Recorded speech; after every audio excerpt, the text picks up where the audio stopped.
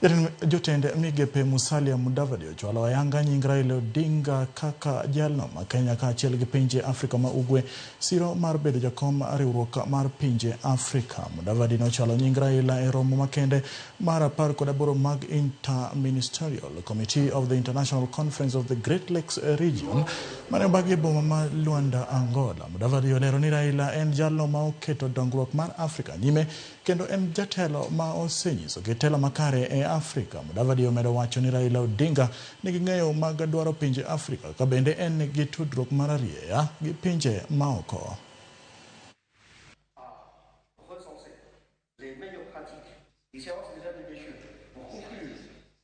We have also presented the name of Raila Odinga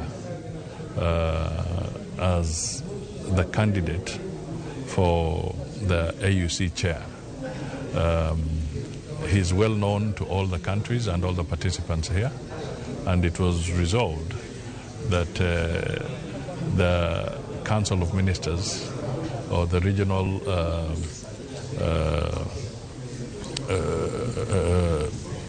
interministerial committee takes note of his candidacy